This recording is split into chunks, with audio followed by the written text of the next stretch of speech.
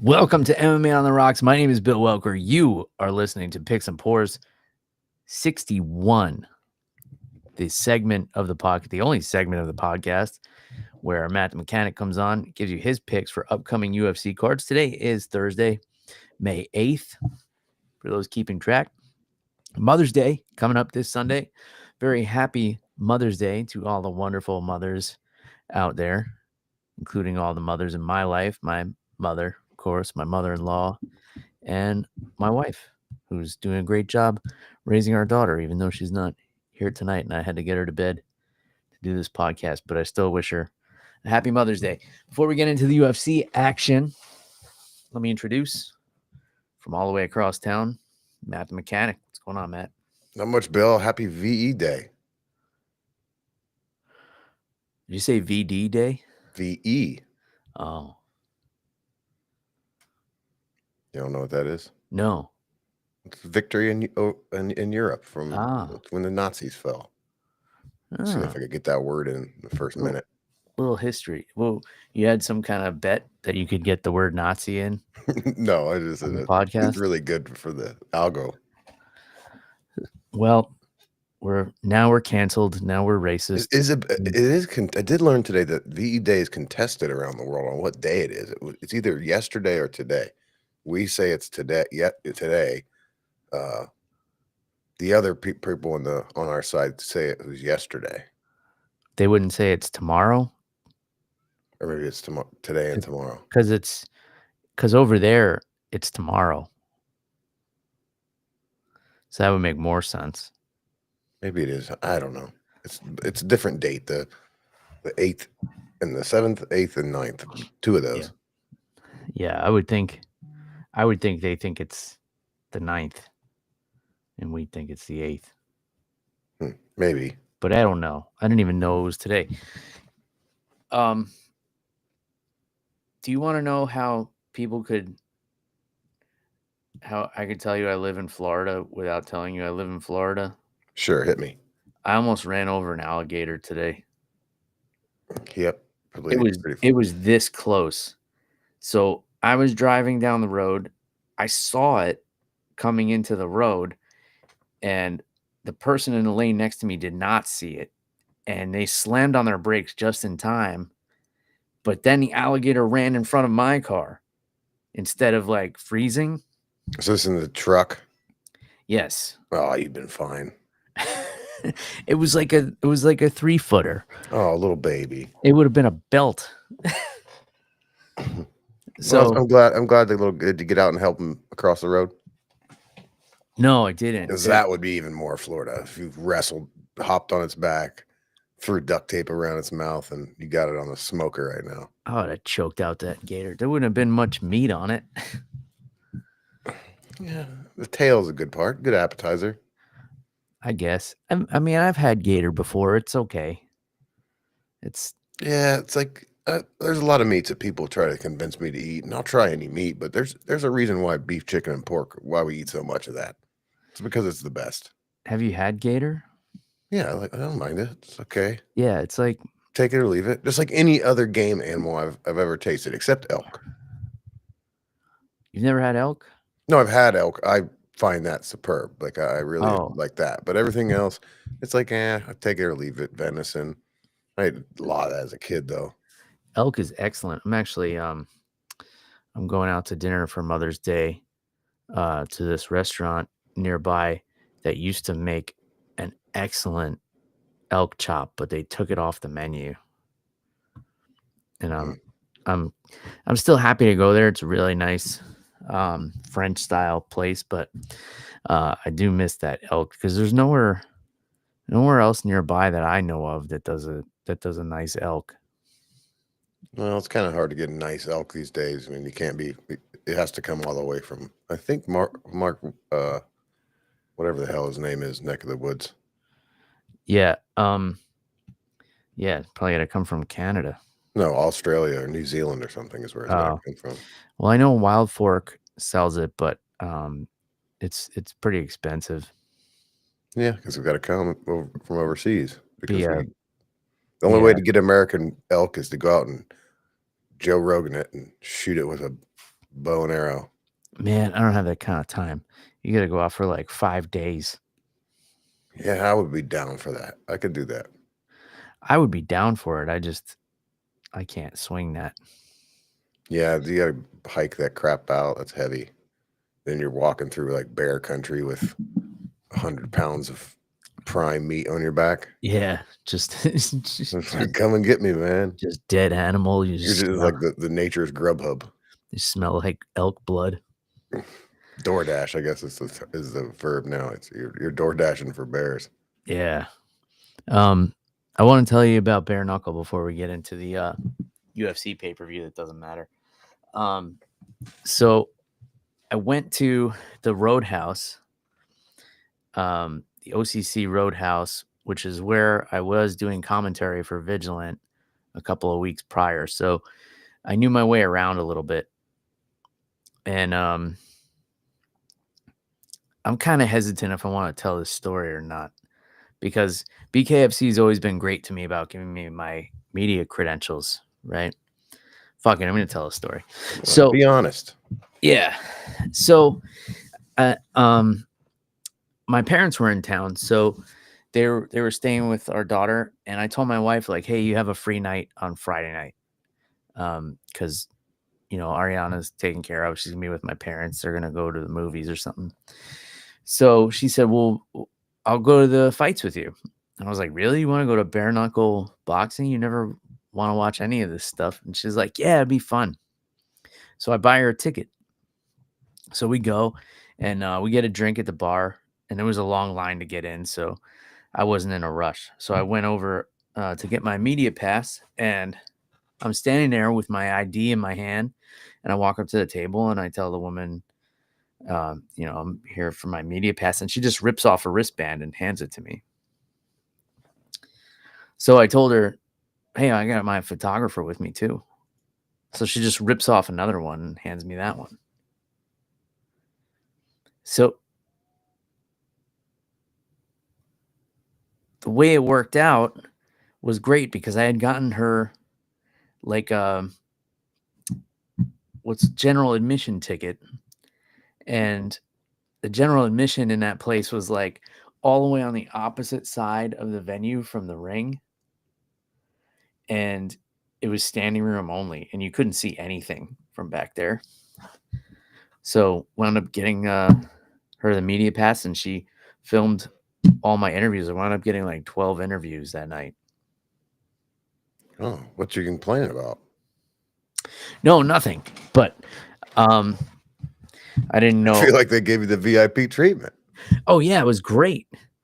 But I didn't know if I should have put them on blast for like just not IDing me for the media pass. Well, let's cut them some slack. This might have been like the B team. This seems like like an Apex card. Yeah, I mean, normally it's very professional. They ID me, they check my names on a list, they give me a lanyard. This time, it was a wristband that said Hard Rock on it. Yeah, Just like I'm leftover. glad you guys had a good time, and I'm glad I didn't buy a general admission ticket. Yeah, it wouldn't have been enjoyable. Like people were having a good time, but they're all hammered. And then like the media area was like kind of in that general admission area. So it was like kind of crowded. So it was kind of awkward doing interviews, but I got to talk to the president, Dave Feldman. I got to talk to Chris Lytle, who, UFC veteran, undefeated bare knuckle boxer, also the color commentator. He's been on the podcast before. So they were kicking everybody out, but he had recognized me from doing the podcast, and he called me over and, allowed me to do a quick interview with him. So that was really cool. Cool. Did he bring you some whiskey?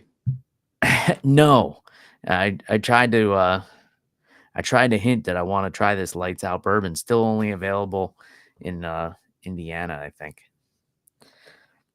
But if anyone lives in like Indiana, you got to interview all the big hitters. All the big names there. You got a quick interview with. Yeah, and I interviewed the new featherweight champ, Jessica Borga. She was very cool. Taylor Starling was very nice to me. Although she asked me to tag her in the interview, and then her Instagram doesn't allow her to be tagged in anything. There's a story there. Yeah, I'm sure there is. And then I interviewed our old pal Brandon Allen. Yeah, I saw that one pop up today. I didn't watch it. I didn't know if I had to turn. I was like in a public area. I'm like, I'll check this out later. Yeah, I mean, they're all PG, I think. Mostly. You never know with Mr. Allen. That's true. I mean, he's pretty tame these days. He's not the wild man that we used to train with at Gracie Clearwater. Yeah, wild. That's one way to put it. Yeah, he's much more I'd say disciplined, humble. Well, I'm glad to hear that, because that's not the way if you would ask me to describe him. Nothing negative, just Yeah, yeah. I mean, he was always like very boisterous. Yeah, and overconfident. Yeah. Definitely. Which I guess that's not necessarily a bad thing in the fight game. So yeah, for sure. I mean, he definitely always had that kind of swagger about him, but now that he's fought at a high level and had success, he's much more humble and gracious, I think, which is cool. And I'm happy for him, and I wish him continued success. So yeah, that was a great night. And Jared Warren, who I have also interviewed, local guy, Shift MMA guy, won TKO round 1 over Joseph Creer. Basically knocked this guy out standing 3 times. And the guy didn't go down. Finally, when he fell, the ref just waved it off right away. And then our buddy Ryan Reber, friend of the show, training partner of mine, won a bloody decision in the co-main event, which was an amazing fight. I mean, he had this guy just dripping blood. I don't know how it didn't get stopped just based on that. And Ryan took some good cuts as well. Great fight. It was a great card. Wasn't that Ryan like a giant favorite? Yeah, we were talking about that last week. It was like a minus 680 or something against this guy, Matt Guyman, who was undefeated. Oh, I guess he still wouldn't have won, but what the hell do I know? I'm losing all kinds of bets. I bet on the Kentucky Derby winner. I bet on the new Pope. I was wrong every time. Also, it wasn't Shawn Michaels. But I was correct with Mr. Bo Nichols' fight last weekend, or I should say RDR's fight. That's true. I do have to give you credit on that one. And I wanted to find the clip of you saying that I think he's gonna. I forget exactly what you said. He's gonna be great. He'll probably be champion, but this is the time for him to lose in his career. Yeah, I stand behind that too. I mean, it was the perfect time to loss, and RDR deserves a lot of credit too. That guy's a monster, and I think we forget how much experience he has sometimes. But yes, that's because he's very forgettable. Yeah, I mean, it seems like is what it is. About 75% of the roster is forgettable. It is what it is. He's just gonna be like, oh, that's the guy that beat Bo Nickel. It's not gonna be, oh, I can't wait to see that guy fight again. I mean, I disagree. I can't wait to see him fight. I want to see how far he could, but I want to see how far he makes it. Sure, but we're in the weeds about it. I'm saying like the average person, when he fights, like if they put him in a main event, people are gonna be like, who the fuck is this guy? And then it's gonna be the only thing you could say is that he's the guy that beat Bo Nickel. So far. Yeah. I had 2-time world champion. Yeah. Sure. Beat the likes of Kevin Holland and Mearshart, That's some pretty nice feathers. Yeah, speaking of in the weeds, yes, you're right. I feel like we are in the weeds. And that is a major problem for looking at this pay-per-view. Because I don't know who the hell half of these people are. This pay-per-view is dog shit. Yeah, I mean, I was thinking about a hot take, but I mean, about this, but it's just a layup. It makes you angry. Like, this is not a pay-per-view. You know what it might be? This would be a hot take. that it is an adequate card for Canada. It represents Canada. Well, Montreal specifically, because you have, a bunch of Mediocre fighters. French fighters on here. No. I'm not talking about that. I'm just talking about the excitement level. Oh, Of yeah. This card matches the excitement level of Canada as a whole. I got you. Although I've been to Montreal a couple of times. Beautiful city. Actually, the Yeah. first UFC event I ever went to was in Montreal. It was an awesome trip. I planned the trip to Canada around going to the UFC. I think it was UFC 93. The main event was Anderson Silva versus Talis Latis. And that fight was so boring that people were leaving. Like the arena was clearing out by the third round. So I got to go from my nosebleed seats like all the way down close to the cage, which was kind of cool. And Chuck Liddell got knocked out cold by Shogun Hua in the co-main event of that one. You know what I think this is? I think this is the ESPN deal, like reaching its, like it is totally gutted the UFC for 4 years now, forcing them to have 47 or whatever events and 13 pay-per-views a year. Like it's just. This is the UFC punishing Canada for not letting America buy it. No, I don't think it's that. I think it's really ESPN and UFC changing their model from big superstars. We're going to put on a pay-per-view when we can to now it's just, we just need to put the events together. We have to have this many events. We don't care about superstars. We have our contract. The ticket sales for this are atrocious. It looks like. I don't know what has changed since it was Wednesday when that was coming out. But if you go on I went and looked at the tickets, the nosebleed were $480. Damn. To sit in a big arena. And I probably, let's see. I wonder what I paid. I probably paid like, I want to say like $45-50. I mean, that can be more than I'm okay with a nosebleed costing $100, but over $400, for this,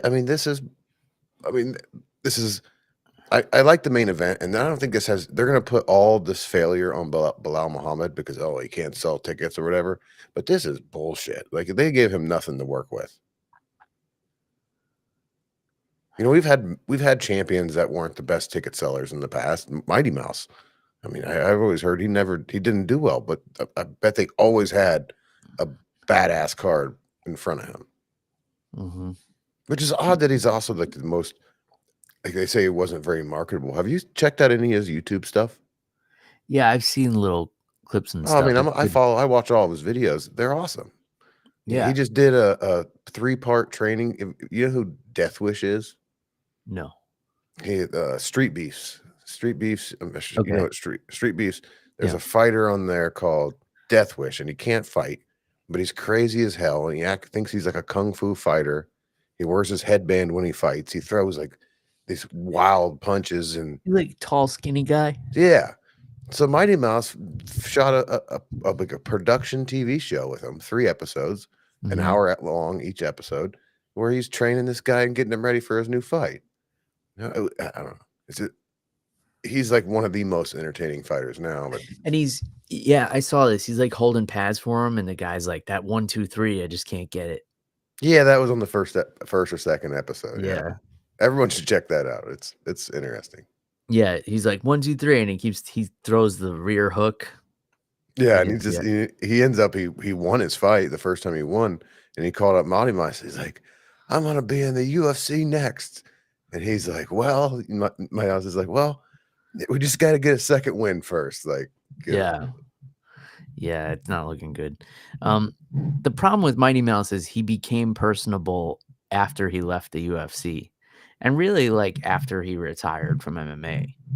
I mean, I guess that makes sense. You're done killing people for a living. And because I remember when he would have big fights coming up, he would go on like the UFC podcast, and he'd be doing an interview, and he would seem so disinterested in building the fight. He'd be like clearly playing video games while he's on the phone with the podcast, and just seemed distracted. Didn't really seem like he even wanted to answer any questions.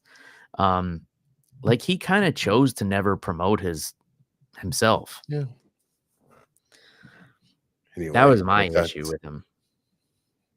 Now he's great. yeah. I don't know. Maybe he evolved with the times, and maybe at that point, I know when he was streaming on Twitch, he was making a killing there. He still might. So maybe his priorities were he knew where he needed to put his attention. Yeah, I mean, can't knock the hustle. Man, do you want to break down this card? I haven't even looked at it. This shit. I mean, I do. I think I can't give much of a breakdown of the Bilal Malalena fight, but there's definitely a lot of hanging on this. like, A lot of do you think this thing sells 50,000 pay-per-views? no. That's what I was walking at the dog park to go tonight, going, who in the fuck is going to pay for this? Like, I'm not going to watch it. Yeah, I was thinking the same thing. I don't think I'm going to watch this card. Forget about paying for it. $80, $90, whatever it is now. Well, we don't. If we want to watch it, of course we have to pay for it. Right. But yeah, I'm not. Is it $10 maybe? Yeah, $10 if it started at 7 p.m. It's kind of insulting. Nothing against the four, the two champions and the two contenders. Yeah, and here's the thing. I love Valentina. I think she's. You think she's going to win this fight? Because I did see she's a plus 125. It's going to be a tough one. Manon Fiorot is a beast, and but she's also 35. And she only has 13 fights. I think the experience of Shevchenko alone is probably going to be enough to put her away. And yeah, but she's got the last two wins are against Thug Rose and Blanchfield, so right. But Thug Rose is really a strawweight. Valentina hasn't fought since September. For that March, September. It's going to be a tough fight. I don't think it's going to be an interesting one. I mean, Manon Fiorot hasn't finished anyone since 2021, and that was Tabitha Ricci. So I don't see her knocking out Valentina. So it's going to be a 25-minute decision if she wins. If there is a finish, I think it's going to be Valentina finishing Manon. But I see this one being a technical fight that goes the distance that nobody's going to be talking about around the water cooler the next day. Well, I hate to skip this far, but this is how far I have to skip to something to stick out to me. Other than Gilbert Burns was supposed to be on this card, but the main event of the prelims is Mike Malott versus Charlie Fradke. That's the only fight that's interesting to me on this whole card. I think that's a great fight. Chuck Buffalo is a madman. And apparently he has some kind of vendetta against Canada because of some hockey thing where they booed the national anthem or something, and his dad was a Marine or some shit. We talked about this. So he hates Canada. Yeah, they're a bit busting his balls about it at the press conference or media day, rather. Yeah. And Mike Malott, the first time he stepped up in competition, got knocked out by Neil Magny and then bounced back with a win over Trevin Giles. This is a good matchup. I mean, both of these guys, they're kind of in the same boat. Like, they Who do you both think's got favorite? knocked out and then bounced back with a win.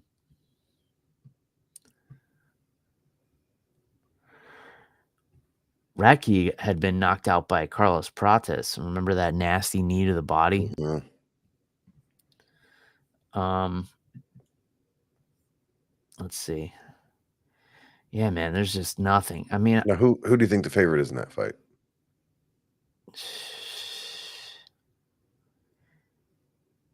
I would think Radke's a slight favorite.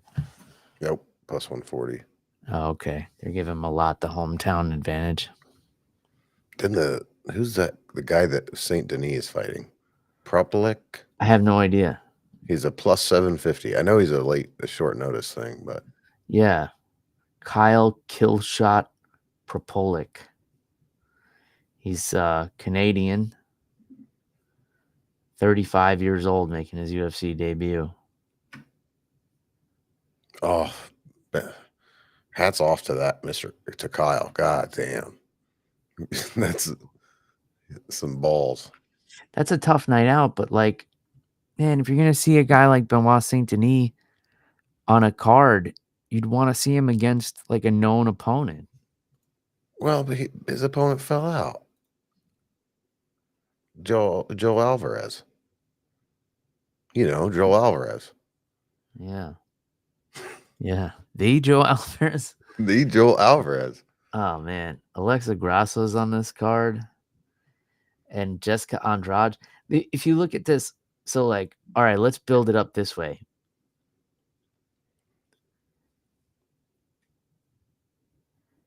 Four former champions. All fighting on one, former or current champions, all fighting on one card. No, still sucks. I don't know what the fuck. It sucks. Oh, 5 former champions. Sorry. Jose Aldo's on this card too. Brad Katona, didn't he win the Ultimate Fighter? Yeah. That guy is like a curtain jerker for life. I don't know who he pissed off, but that's just his role.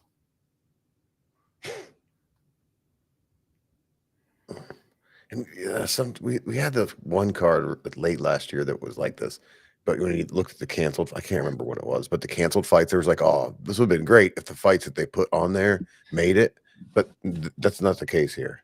This has to be the worst card ever put together with 5 former champions on it. I mean, you don't think it's the worst before it starts, the worst pay-per-view ever, period? It might be. It could be recency effect, but I can't think of a worse one off the top of my head. Like, yeah, this Mark sucks. hit it. You know, Bilal obviously not known for super entertaining fights. Yeah, but I don't feel like he deserves any of the blame. Like, he's on a fucking awesome win streak. He's doing his job. Sure. So what? He's not, and the UFC doesn't give him as much attention as some other champions. I mean, part of it might be every time you go send a camera his way, there's a certain flag in the background that, isn't so popular these days. Well, I don't think that has much to do with it, though. Here's the problem with Bilal Muhammad. And I'm going to break this down. He's had the same problem that Aljamain Sterling has and had ever since the Peter Yan fight. People will never get behind a guy who's always trying to convince you how good he is. Right? Every time somebody gives Bilal Muhammad a microphone, he's trying to remind everyone of what he did instead of letting his performances speak for himself. Like, oh, I beat Gilbert Burns, and I beat this guy, and I beat Leon Edwards, and Aljamain Sterling kind of did the same thing after the Peter Yan fiasco, where he was just trying to remind everybody of what he's done instead of just rolling with it and letting it go. And I'm a fan of Aljamain Sterling, by the way. I just understand why a lot of people aren't. And I think it's for the same reasons that people don't really care for Bilal Muhammad. I don't know. I don't have a problem with him. It could be some of the political stuff, but I think it's really just a human thing. Like he just doesn't because here's the other thing.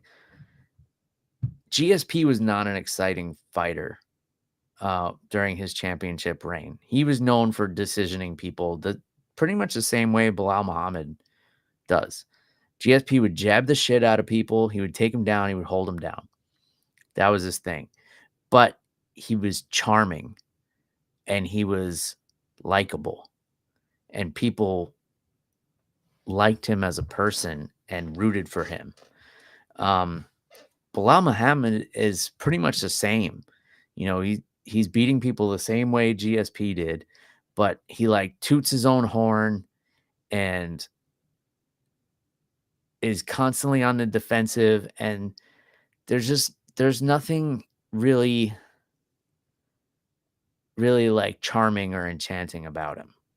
Yeah, I don't disagree with you, but my point was that him being that way should not be the reason why they have this shitty ass pay-per-view card. It's not his fault. That's true. Yeah, they should be. They should recognize that and load up the card. This is like blaming the quarterback when you have a shitty offensive line. Yeah, it's not his fault. He wins fights. He's the champion. Yeah. Now, the real question is, well, Matt, what the fuck fights would you put together right now? And that goes back to my other point of they're spread too thin. They have a superstar problem and they're spread too thin. Yeah, that's true. And here, like the other issue is here's Jack Maddalena stepping into this main event. He's coming off the impressive win over Gilbert Burns. That was over a year ago.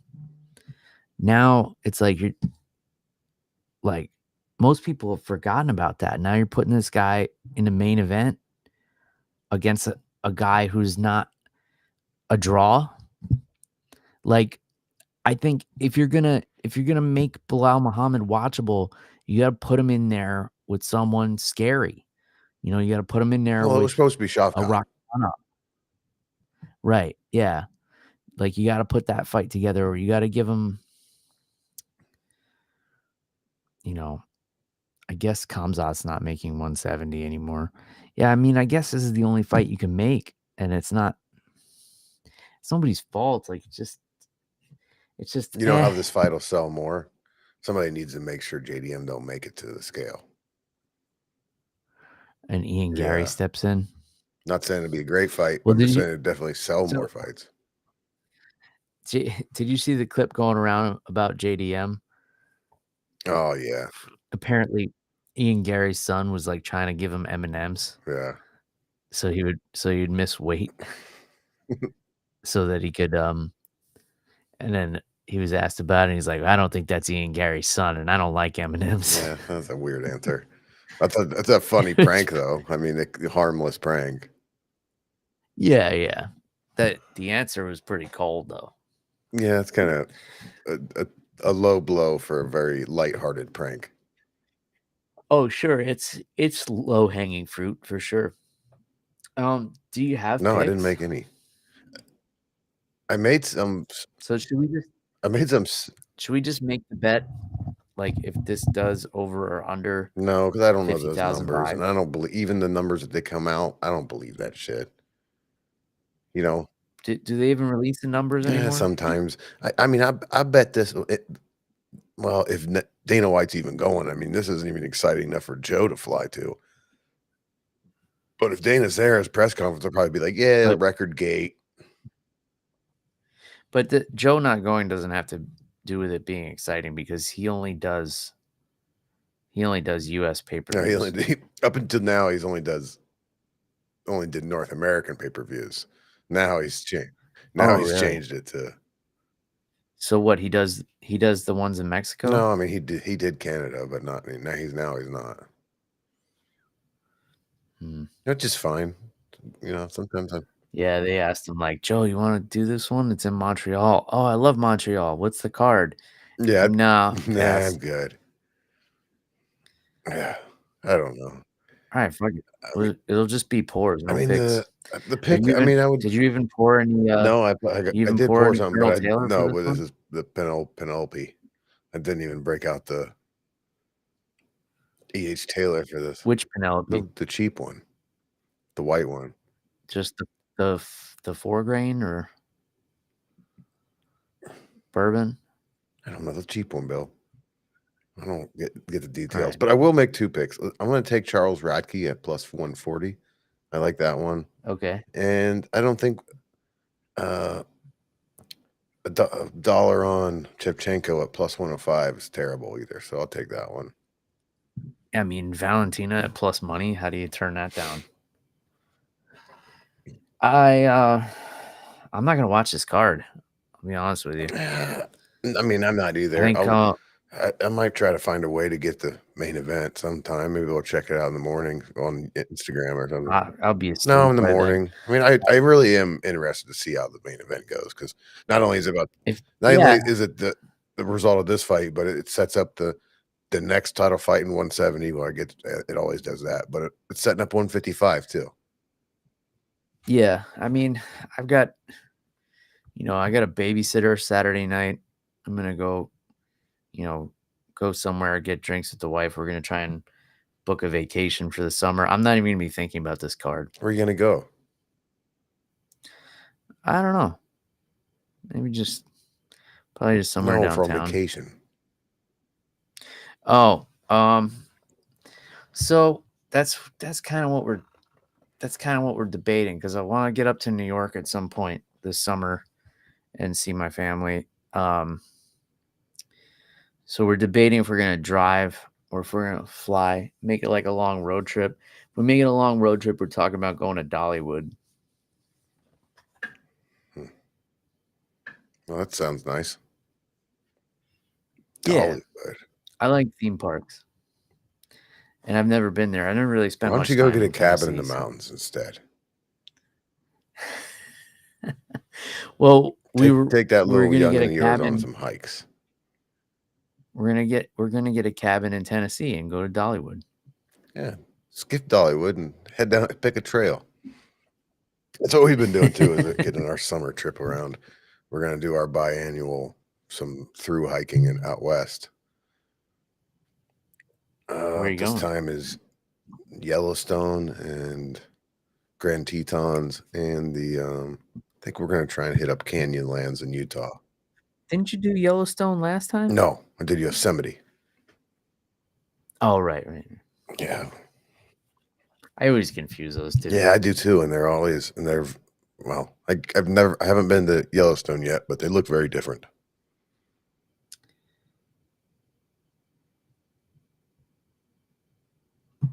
Well, fuck, this card sucks. It's more exciting talking about hiking. It's unbelievable. It's almost unacceptable. It sucks. And I know there's somebody out there saying, "Oh, you guys are me," but I mean, this is not this. No, nobody's saying that. Nobody's saying that. There's nobody that can defend this. Like, nobody can convince me that this card will be worth $90. No, it doesn't. $90. Like, what's the average like hourly wage in America, do you think? $20 an hour? No. 15? What's it? Tell me the average hourly wage. Oh, damn. 28. Oh, see, I was close. All right. So let's give it the benefit of Okay. the doubt. The average person makes 15 if you take out the top 75. If you take out whatever that's called, when you take out the bottom 25 and the top 25, and sure. All right, let's call it 15. The average person makes $15 an hour. They got to work 6 hours to watch this shit. more than that, because they got to park, That's a they got to whole. buy food, they got to buy. Normally you got to buy at least 2 tickets. No, I mean to order the pay-per-view. Oh, I thought going to it. It's like $90 to order the pay-per-view. That's a whole. Somebody's got to work a whole day at their job to pay to watch this. Shame on you, UFC. Yeah. What the fuck are you guys? I blame ESPN. Let's get rid of this pay-per-view model, first of all. Well, no, let's either get rid, or bring back actual pay-per-views. Yeah, like don't have one just to have it. Yeah, like, well, that's because right now they have to have it. Like, it's not like, oh, we have to put this card together. It's no, we have to have 13 a year. Yeah. It was, I mean, I hate to be like the old guy, but I am. So that's what I'll do. But when I started watching MMA, there was a pay-per-view like every 2 or 3 months. And in between, it was hard to find fights online. I would go to Blockbuster and rent DVDs of old cards and watch those on the weekends. Or the DVDs or tapes.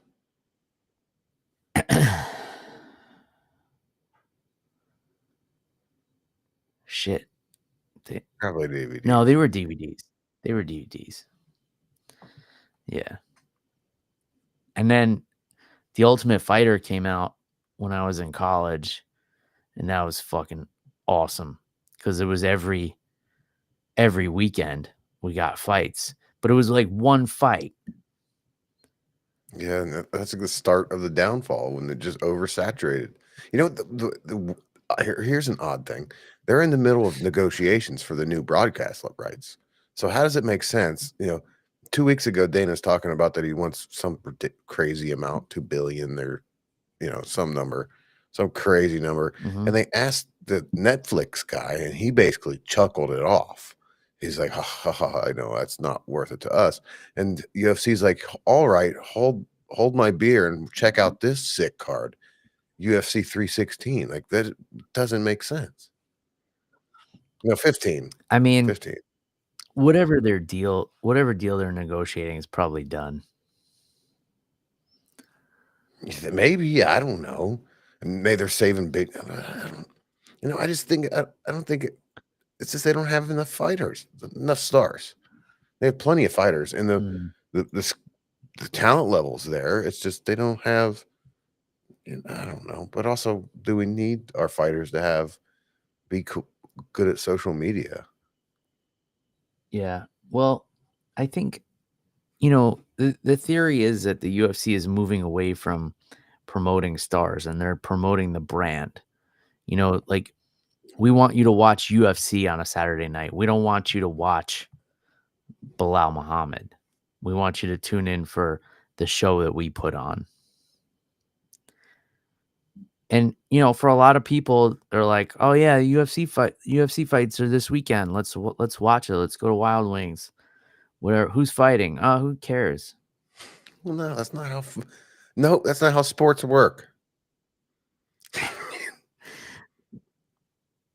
Some of them they do. Like some people go to a bar on a Sunday and they'll watch whatever football game is on. Well, on a Sunday they're all on, so you watch the one you want to fucking watch. The team you want to watch. I was just thinking maybe Monday Night Football is a better example of that because there's only one game on. But that's not this is mixed martial arts, not NFL. I don't know. I think I'm still sticking behind my thing. Is they just have too many fucking fighters. And the star. I mean, The big problem might be that the two biggest stars in the UFC aren't fighters, and it's Mr. Dana White and Joe Rogan.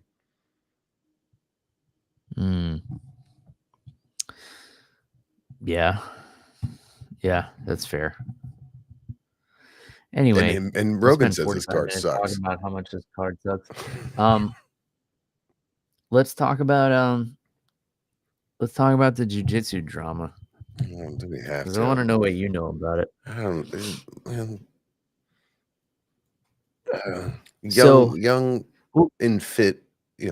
Young men like women. So this is what's his name? J-Rod? Yeah. What's his name? Jason Rodriguez? So he put out this awkward video about how, like, rumor to leave the B team, and it's true. I've had a bunch of inappropriate relationships with women, and I don't know, basically came clean, said he's like seeking help, and that he's banned from his gym.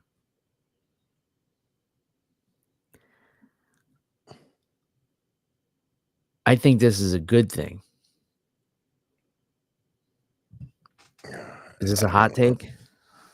Not really, because I don't know. It's Craig Jones's gym. You can't believe half the shit that comes out of those guys.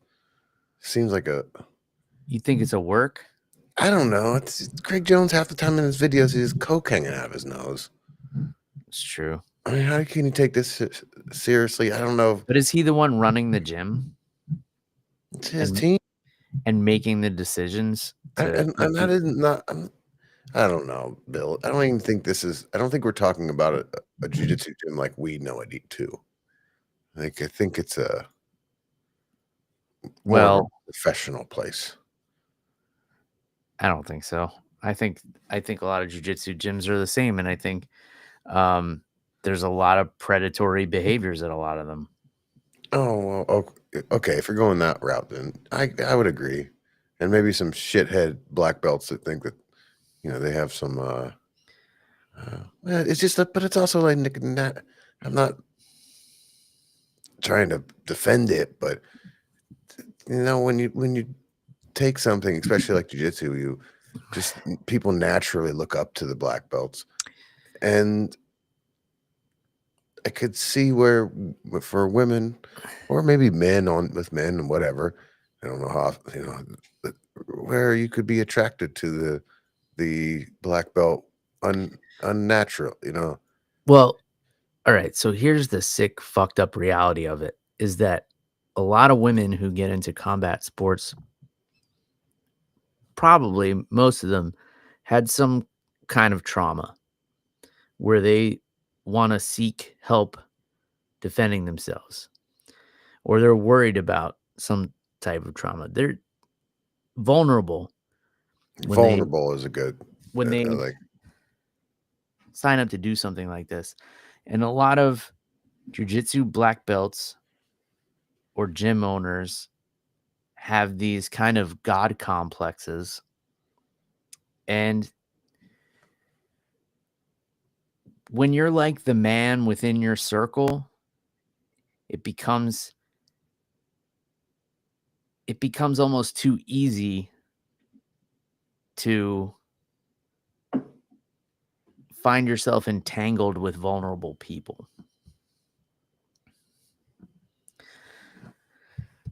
People have this great confidence because they're like, they're like the shit within their circle. And then vulnerable people come along with, maybe looking to attach themselves to something, and they see people, these black belts, and things like superheroes, and it's like, they're writing their fairy tale in their head, and they're going to be rescued by these. Yeah. Which, by the way, if you could take the word black belt out of this whole conversation and put person, and you're describing a cult. Perfect. Yeah. I mean, which is pretty much what jiu-jitsu is. It's just an organized thing.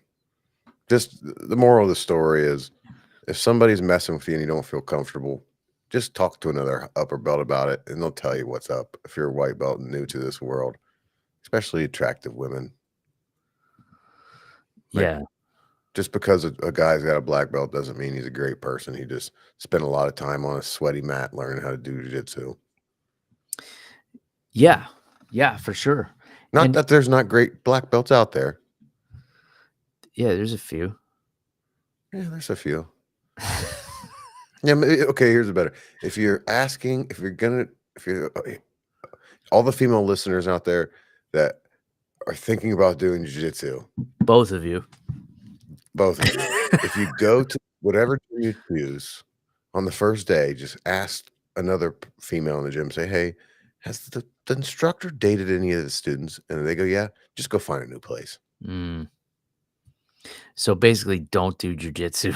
What you're saying? I'm not going to go that far. I don't think they're all like that. I've met a lot of black belts. I'll go that far.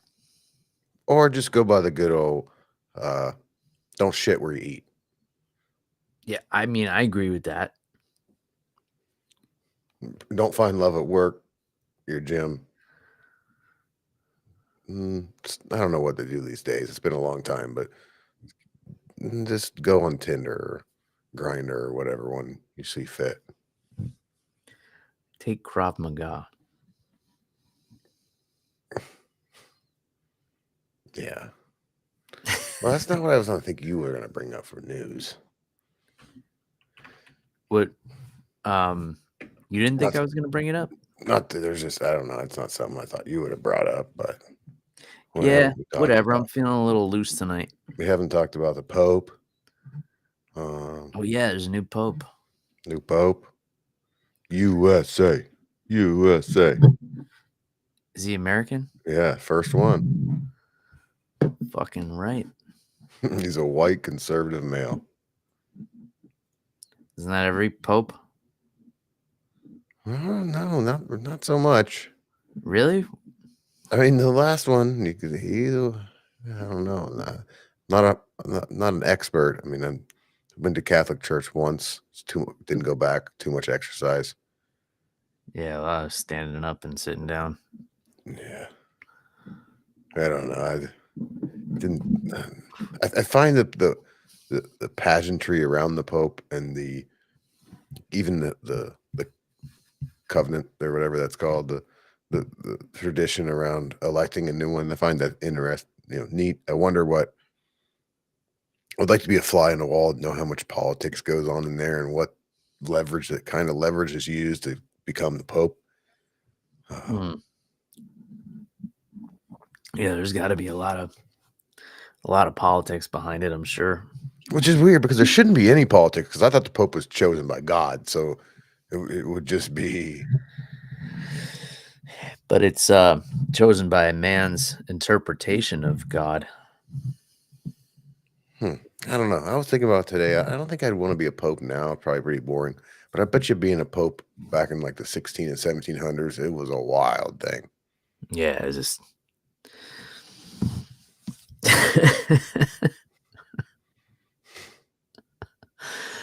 It's hot and cold pussy on draft.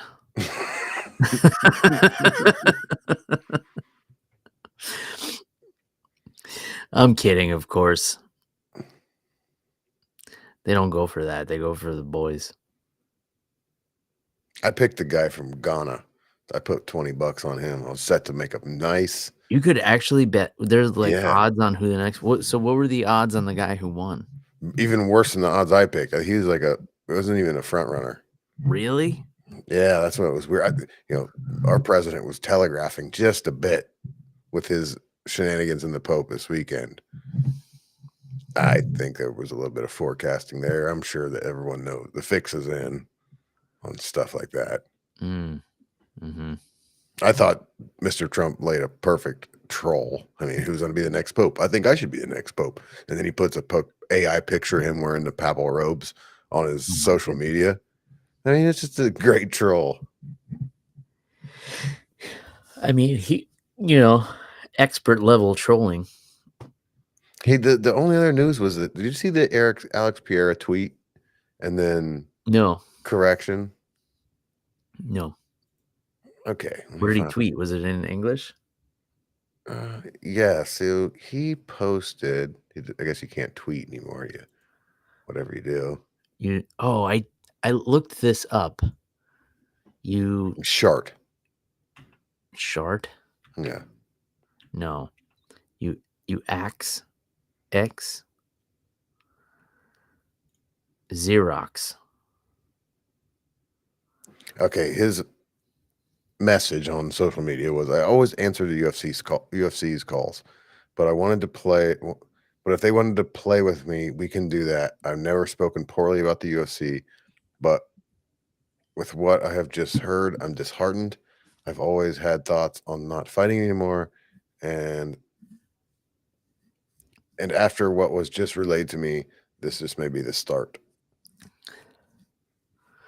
Okay. And what was the correction? That he was hacked.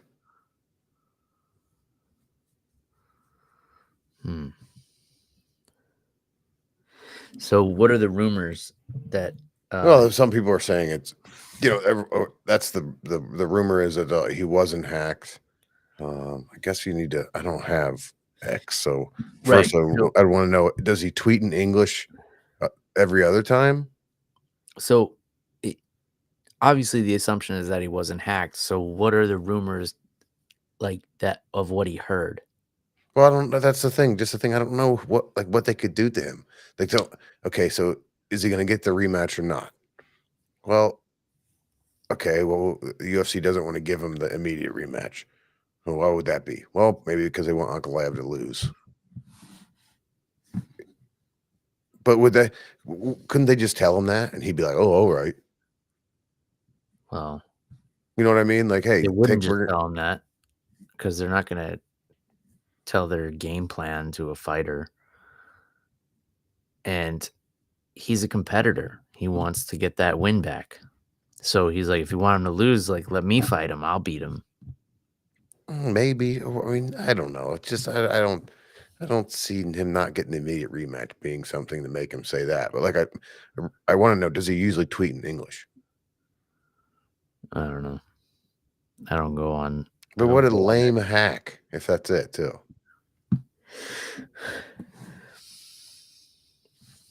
I don't know. What else you got? We're running out. Talked about the Pope. There's supposedly a volcano that's going to blow up in the Pacific. Is that going to affect anything? I don't know, but must not be too important because it's only for CNN subscribers. So that's weird. Oh. So I got to subscribe to find out if the world is ending. Yep. And Mr. Joe Biden, who won't go away, he did The View this morning. Did he know? Did he know Somebody he was there? Mark, I didn't make picks this week because this card sucks. Like, if you must have not heard it, but if you didn't know, this isn't a very good card this weekend. But I made two, and we did not make a pick on the main event, so I will put in your JDM pick for the sake of it. Mark's first official guest pick on MMA on the Rocks. The first guest pick on Picks and Pours. It took 61 episodes and we're doing it tonight. Congratulations. If you win, you get nothing. You get to keep watching the show. Is there anything else in the news? Man, this is a fucking lull. Hey, for what it's worth, we drug this out for an hour. That's true. But I mean, that's because we're awesome. There's nothing to do with, what's going on in the combat sports world. Yeah. We can leave on this. The main event last week. Did you watch that fight? What was it? Sandhagen. Oh, yes. Here's my hot take. My hot take is, if you happen to be fighting somebody in the UFC and you look over and see Ryan Hall in the corner of your opponent, do not enter the 50-50 leg entanglement. Yeah, I mean, I guess that's fair. I don't know what this guy was thinking, man. Like, tacking a leg lock, it's still one of his coach's, like, things. But 50-50? Like, Mm, he wrote books on this. yeah, but I mean, Figueiredo was training with some pretty legit jiu-jitsu guys himself. I get it. But it's Ryan Hall, and it's the 50-50 position. Hold on a second. Let's do a little experiment here. 50-50 leg BJJ. First video. Craig Jones. Boom. Ryan Hall. I don't know. It's not a very funny hot take, but I just could not believe that you're going to see Ryan Hall and go, all right, let's go. Fuck it. Let's go with legs. I mean, he probably wasn't thinking about it. Oh man, maybe you didn't recognize him, and then afterwards you're like, oh shit. Hey coach, you should have told me that. I think most fighters probably don't pay attention to who's coaching their opponent. I don't know. Well, then, okay, then that's the coach's job. Yeah, possibly. The third guy, he's got Brazilian coaches. They're coaching him like, just fucking kill him. Well, don't you always say like the third person in the corner really doesn't really do anything? Yeah. So any fighter that wants to bring me in, I'll be the third guy, and I'll watch out for shit like that because I won't say a word. But hey, Ryan Hall's over there. Don't try a heel hook. Yeah. And he might be training with some I don't know, he wasn't, because he obviously didn't understand the position. You think Sandhagen gets the winner of Merab O'Malley based on that performance? Yes, I do, and I'm really excited to see either one of those fights, but I think I want to see Merab more. Merab versus Sandhagen? Yeah. And I think that's definitely a tougher fight for Sandhagen, but Sandhagen's just one of those guys that I think I'm interested in watching him fight. I forget about him, but whenever I'm actually watching this fight, I'm like, man, this guy's really good. He's fun, yeah. But the fight with Merab, I think, will go pretty similarly to his fight with Nurmagomedov. You know, if Umar could just, drag him to the ground, if Umar could drag him to the ground 5 times, Merab can do it 50 times. Yeah, but but with Sandhagen, I think he also realizes that, and he's probably already thought about that a long time ago, and he's working on shit. Like, that's the guy he is. Like, he is very smart, very high fight IQ. If anybody's gonna make adjustments, it's him. Sure. But how do you're you probably adjust right, to but I Merab? don't know. I'd like to see if he's made any changes to fighting that style of fighter. How do you adjust for a guy who will chain 15 takedowns together and doesn't get tired? Me? That's 9mm, but but how does anybody make that adjustment? Like, what? There's no game plan. There's no blueprint to beat Merab. Like, he hasn't been knocked out. He hasn't been submitted. He's never gotten tired. Maybe bring back that, what's the boxer back in the day that would just do a bunch of coke in between rounds? That might work. Maybe. Excuse me. Merab's out there now fighting in camp, fighting gorillas. I don't know if you saw that this week. He fought a big gorilla. I did. I was asking everyone at the bare knuckle fights the gorilla question. I'm over it. We don't need to talk about it. Yeah, we don't. It's a silly thing, but I was putting a twist on it while I was there. Like, I asked Dave Feldman who would win a gorilla or the BKFC roster.